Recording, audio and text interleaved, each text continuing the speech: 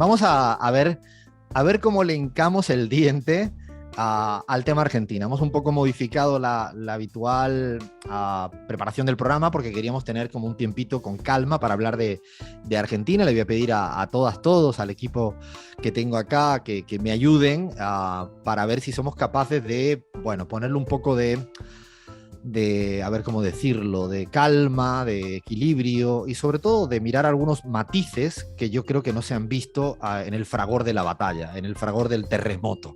Yo tengo aquí anotado, nunca lo hago, pero tengo anotado aquí mis 3 puntitos. Esto así como en la escuela, cuando va como un niño, ¿no? A la escuela, la libretita punto 1, punto 2 y punto 3.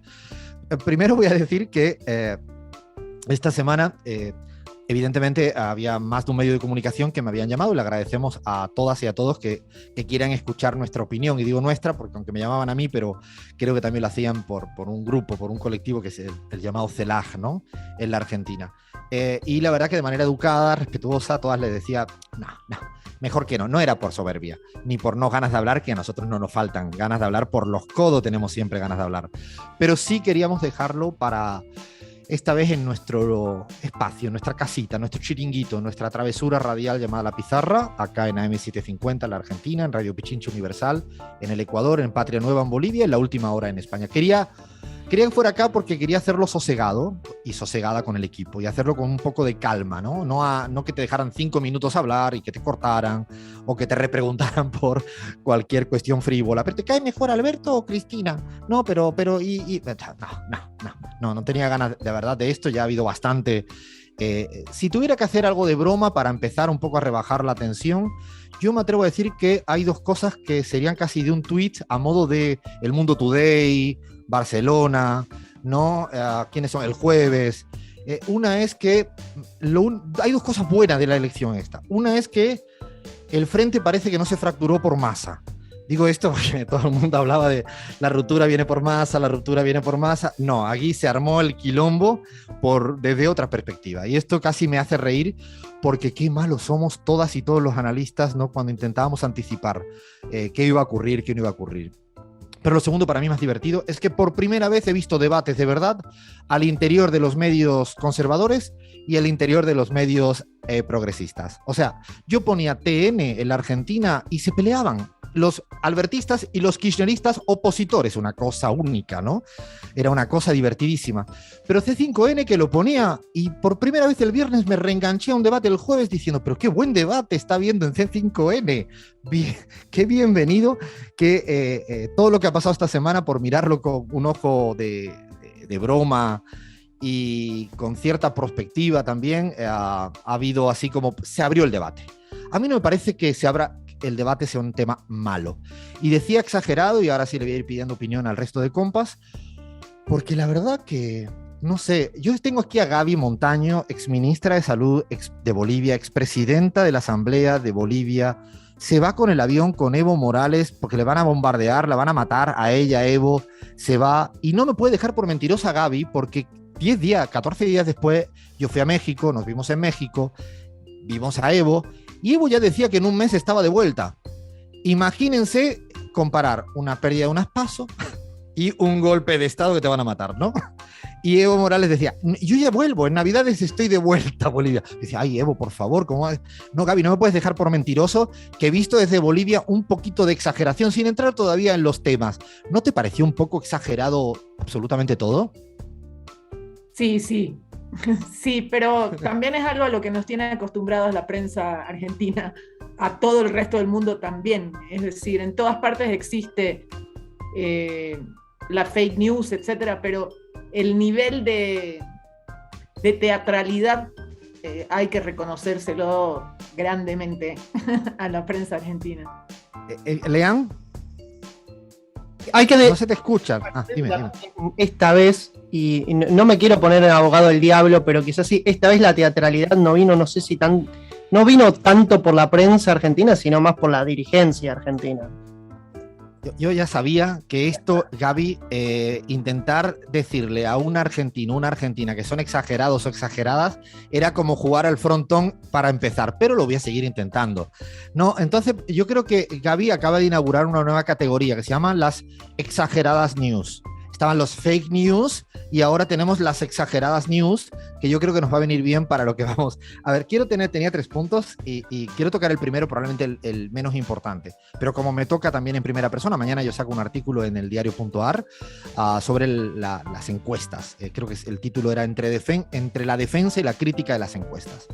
No sé si se dice así, corríjame, Bahía y lean, porque seguramente puedo decir que la expresión no es ni tanto ni tan calvo, se dice algo así allá en España, o sea, ni lo uno ni lo otro, ¿no? Como que en el mundo de las encuestas, y lo voy a decir muy rápidamente, a ver, voy a explicarme, ¿no? Primero es que, a ver, equivocarse en el pronóstico electoral de las encuestas a mí me parece hasta saludable, siempre y cuando uno sea honesto después de la equivocación. Y me sigo explicando. A lo que voy a decir es que las encuestas no son una ciencia exacta en materia social. No hay ninguna ciencia exacta en materia social, es casi un oxímoron. Menos una encuesta. Y yo creo que hay un autor que se llama Patterson, que lo ha trabajado mucho. Lo digo para los que le apetezca leer, ¿no? Más allá de tener un titular lapidario y medio estúpido. Plantea siempre que las encuestas es una suerte de carrera de caballo, ¿no? Una carrera de caballo en tiempos electorales, donde todo el mundo quiere realmente tener un valor de las encuestas, uno para defender su hipótesis, otro para criticar al de enfrente. Yo creo que las encuestas tienen algo más que el pronosticador electoral, y ahí sí que quiero entrar a discusión. Hubo 2 bocas de urnas que yo tuviera en mis propias manos. Voy a ir un poco diciendo cosas al aire. Yo tenía 2 bocas de urna a la tarde del domingo, no era nuestra. En la nuestra también nos equivocamos la semana anterior, con lo cual tampoco estoy defendiendo ni mucho menos. De hecho, al revés, no es una discusión si llevamos o no razón. No, lo que quiero decir es que había 2 bocas de urna con una cantidad de observaciones gigantescas, la que manejaba el propio gobierno, el Frente de Todos, y la que manejaba el propio Cambiemos, Juntos por el Cambio. O sea, la que manejaban ambos. Y digo porque se filtró, siempre curiosamente, la que manejaba el propio presidente Alberto Fernández, pero no se filtró la que manejaba Larreta, Santilli y toda la banda de Juntos por el Cambio. La de Juntos por el Cambio, a las 5 de la tarde, la boca de urna le daba 3 perdiendo en provincia de Buenos Aires. Y no me van a poder dejar por mentiroso. He sido cuidadoso y no voy a sacar nunca al aire en el sentido del copy-paste, pero 3 le daba a las 5 de la tarde. A las 5 de la tarde. A punto de cerrar. 3 puntos a favor del Frente de Todos en la provincia de Buenos Aires. Y en la otra orilla ideológica, política, partidaria, frente de todo, al propio presidente, había una encuestadora que le estaba dando entre 6 y 7 puntos a favor en provincia de Buenos Aires. Y uno se pregunta, ¿cómo pueden fallar 2 encuestas hechas por 2 espacios políticos contradictorios, con muchas observaciones, y esto no era ni que no han decidido el voto, ¿no?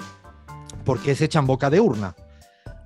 Y uno le preguntan, una de las cosas que uno intenta explicar es que no siempre la gente intenta transparentar lo que vota o lo que prefiere electoralmente.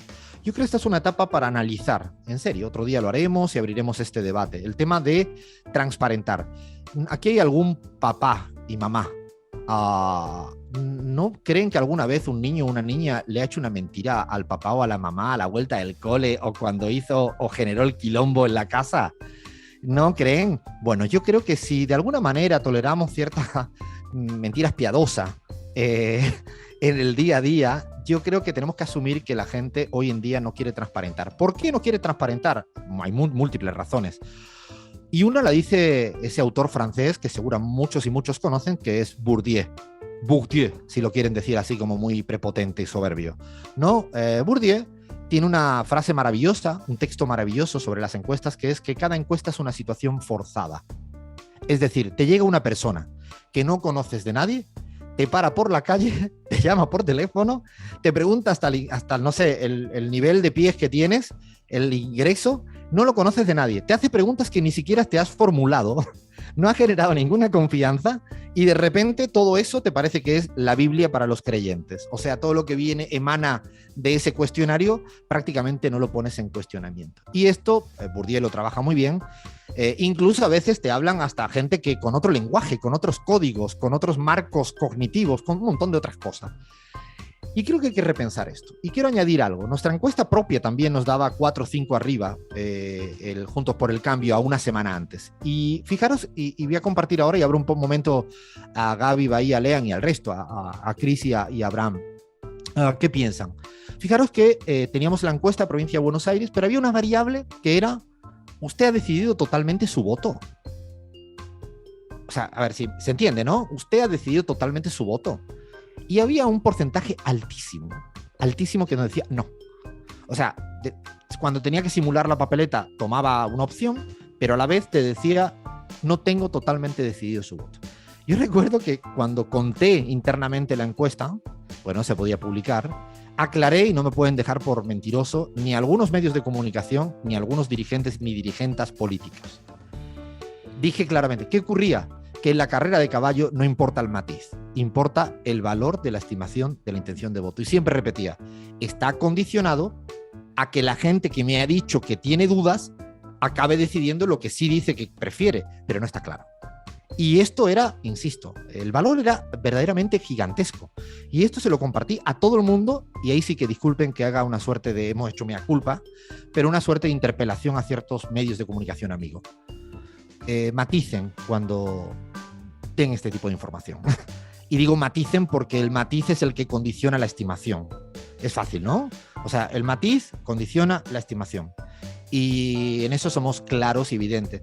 Y eso se da también porque hay una etapa de gran época de incertidumbre. La gente no tiene, no sé, yo no sé, Gaby, Bahía y Lean, o sobre todo los argentinos, a Bahía y a Lean, si la gente que estaba a vuestro alrededor tenía esta claridad a la hora de ir a votar, si dudaba hasta última hora o si le valía madres. No sé si esto se daba o no se daba. Sí, Alfredo, yo creo que vos marcás justo en el punto indicado, que es la variabilidad y un poco ¿cómo decirlo? Digamos, lo volátil que es el voto de un gran porcentje del electorado, sobre todo pensando nosotros que a veces es el 100% de la población que está sobrepolitizada, como están algunos sectores de la sociedad. Y yo creo que solamente un 20%, o sea, tiro un número así porque sí, un 20% de la sociedad argentina está sobrepolitizada, está ideologizada. Y hay otro porcentaje de la gente que no, que decide el voto de acuerdo al bolsillo, o incluso lo decide en las últimas horas. Y creo que gran parte de esa gente de los barrios, sobre todo el conurbano, que decidieron a última hora su voto y se decantaron quizás por opciones de outsiders como Facundo Manes. Para mí Facundo Manes en la provincia de Buenos Aires agarró mucho de ese voto que lo decidió a último momento y que votó un nombre nuevo porque sí. Y creo que va por ahí la mano, que sobreestimamos a veces el lugar que ocupa la política en las discusiones diarias de la sociedad. Digo, yo no sé si caminando por algunos barrios porteños o barrios del conurbano le podemos preguntar a alguien si sabe quién es el ministro de Trabajo, bueno, de Argentina, y seguramente no te vas a saber decir quién es el nombre. Y claro, tú en la encuesta le fuerzas justamente a que lo sepa, o por lo menos ni siquiera que lo sepa, pero le haces una pregunta que esa persona no se lo ha planteado, no durante el día, ni durante la semana, ni durante el mes, sino en un año no se ha planteado algunas cuestiones. Y con el tema justamente de la encuesta, de la gente que te decía, un porcentaje altísimo que nos estaba diciendo no estoy seguro de mi voto. Claro, fuerzas a una encuesta que te dé una respuesta precisamente porque te interesa tener cierta certeza en época de incertidumbre. Y ahí se da una tensión, una dialéctica muy interesante. Bahía quería decir algo también al respecto. No, súper cortito. Yo, la verdad que Alfredo no estuvimos hablando en estos días. No está chequeado, pero los dos lo sabemos.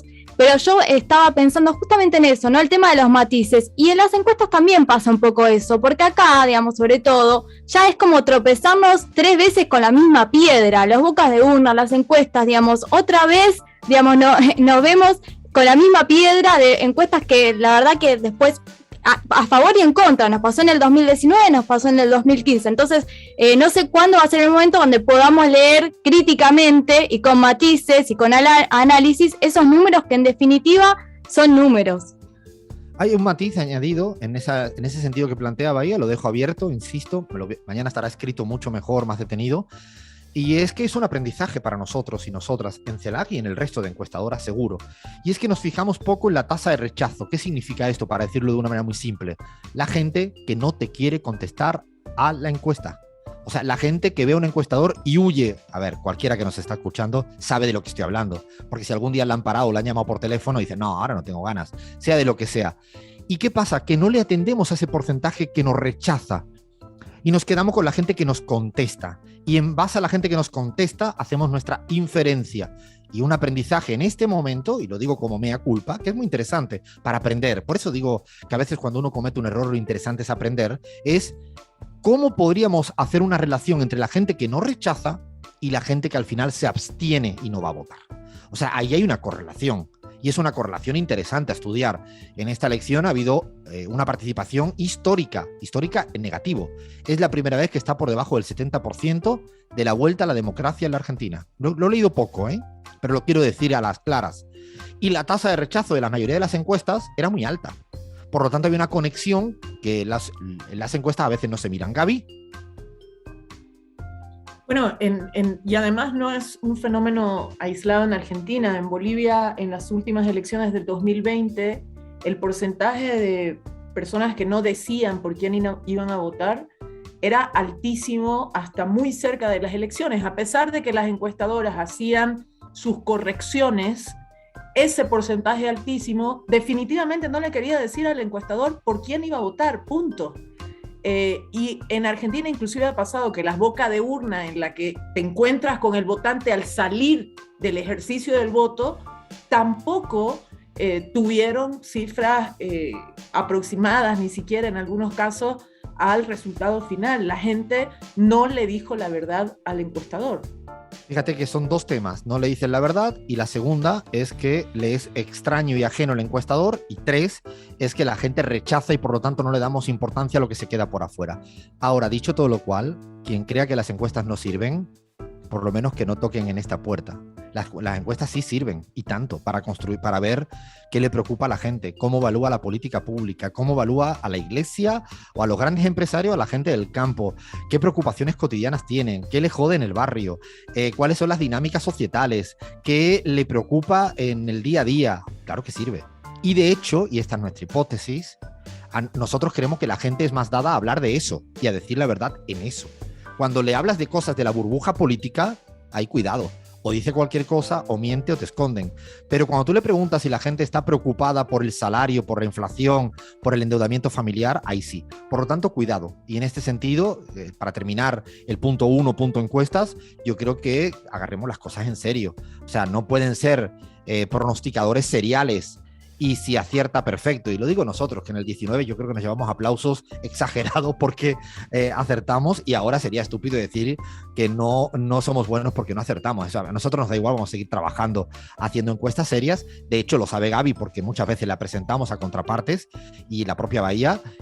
Y nosotros lo que más me divierte es cualquier análisis sociológico, económico, de identidades políticas, pero no el tema electoral. Esto lo digo porque tampoco significa que las encuestas no se lean. De hecho, si esa herramienta no se utiliza ahora porque han fallado electoralmente, la verdad que es como realmente estamos en esa lógica de binaria, ¿no? De sirve o no sirve, ¿no? Yo me quedo con tu chachaguarmi de la complementariedad. Sirve y no sirve, Gaby. O sea, esa complementariedad andina que yo aprendí en Bolivia y que se me quedó, sirve y no sirve, son las dos cosas. Por lo tanto, seamos, digo, un poco cuidadosos a la hora de abordar la temática. Paso a un segundo punto, que es, para mí, las paso en perspectiva. Fíjense, lo siento a la gente que nos está escuchando y no hemos hablado del gabinete. No hemos hablado de nombres y apellidos. No lo vamos a hacer, disculpen, decepcionamos a todas y a todos los que esperaban una suerte de chismes, roscas. No, ya se dijo todo. Ya anoche todos los periodistas y periodistas dijeron, no, pero es que yo creo que... No, esa se la regalo para otra gente. Nosotros estamos... Ahora me gustaría ver un poco las paso en perspectiva. Las paso en perspectiva en términos de votación, para ver si podemos también alumbrar o aportar con un pequeño análisis al respecto. Yo creo que hay una cuestión de ver las cosas en perspectiva que es fundamental. Cuando Macri gana en el 2015, en primera vuelta tuvo un error de no ver las cosas en perspectiva. Él se creyó que tenía los votos de la segunda vuelta. No, le puede pasar a Lasso en el Ecuador. Cuando uno gana en primera vuelta, tu bastión electoral está ahí, no el que ganas en segunda, que es un escenario, dirían los teóricos estadísticos, de probabilidad bayesiana, o sea, condicionada, ¿no? Si nos ponemos muy fino. O sea, cuando se condiciona a un hecho. Yo creo que Macri se confundió y creo que tenía capacidad de hacer hegemonía porque ganó las elecciones en segunda vuelta por la mínima. Y la cagó. ¿Y de qué manera? En cálculo político. Y ahora visto en perspectiva, y hay un fantástico mea culpa, hoy estoy de mea culpa, me encanta cuando me pongo así. En Argentina, del 2019, también yo creo que creímos que toda la gente que fue a votar por el Frente de Todos, 11 millones de votos en las PASO, ¿no? Se creyó que eran absolutamente fieles de la fórmula Frente de Todos. O sea, fijar lo que, no sé si estoy explicándome, sobrevaloraron ambos momentos históricos sus propias fuerzas electorales y políticas. Entonces, claro, cuando ahora te caes a 4 millones y algo más de votos, comparando con el 19, se entiende, ¿no? 4 millones de votos que se pierden, estoy redondeando, ¿no? Claro, te piensas que has perdido 4 millones y la pregunta es, ¿habrás perdido 4 o has perdido mucho menos? Primera cuestión. Porque no todos los que te fueron a votar en el 19 eran tuyos, en el sentido de la fidelidad y la lealtad del voto. Primera cuestión que quisiera dejar encima de la mesa. Pero luego mirando las cifras, cosa que me encanta, mientras que todo el mundo hablaba de nombres, mi equipo, Guille González, la propia Gaby, Camila, mirábamos los números. Y hay un par de hipótesis que las voy a lanzar, las vamos a debatir en estos 2 meses y quiero ver qué piensan.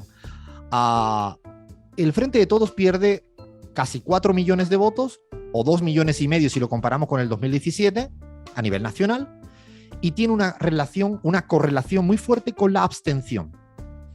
Cuando la abstención sube mucho, el Frente de Todos cae.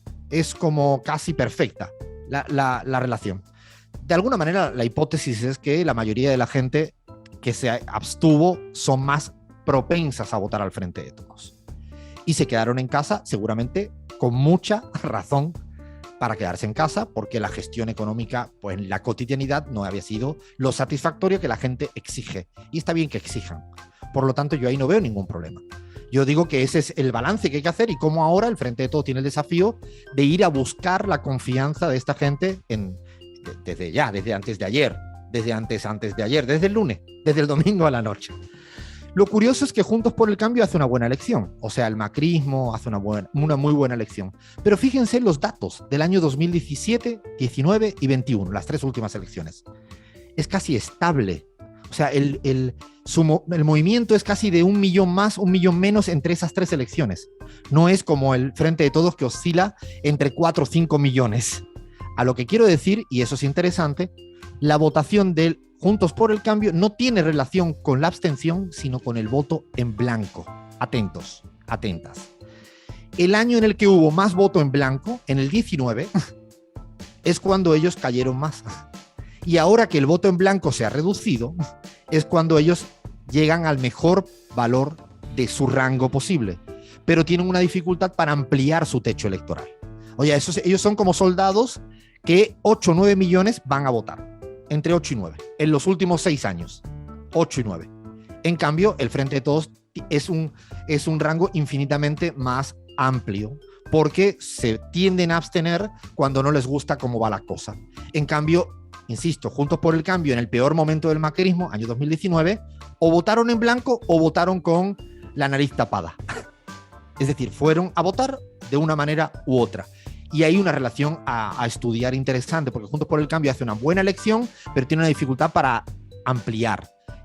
Frente del Todo tiene una gran dificultad ahora para garantizar ese voto que se quedó, insisto, en casa. Cuando uno mira las cifras estadísticamente, es muy evidente. Y le añado algo, se incrementa también el voto del Frente de Izquierda de los Trabajadores.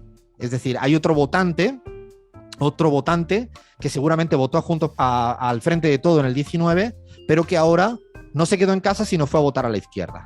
Ese también porque ha incrementado sus votos. Y último dato, para no marear más, último dato importante, es la primera elección en los últimos 6 años donde el porcentaje de votos por afuera de los 2 bloques, ¿se entiende? Por afuera del Frente de Todo y Juntos por el Cambio, por afuera, a otro tipo de fuerzas minoritarias, es el mayor en los últimos años. O sea, dicho de otro modo, de cada 10 votantes que hubo en la Argentina en las PASO, 3 votantes votaron por afuera de los dos grandes bloques. Esto no ocurrió en el año 2019, solo fue el 18%.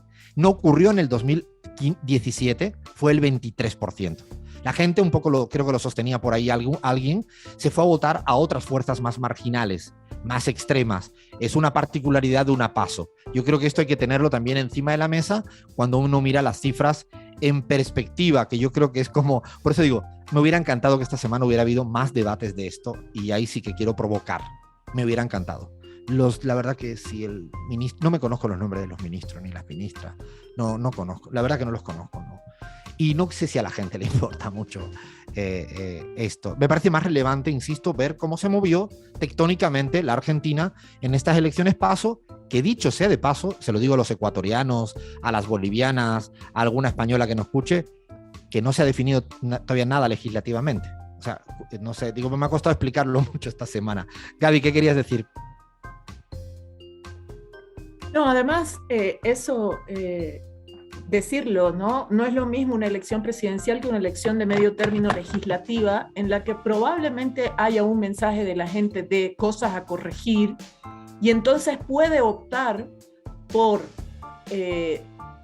abstenerse, que es una voz, y otra voz votar por otras fuerzas que creen que pueden jalar al gobierno hacia el lado que quieren que ellos vaya el gobierno, ¿no?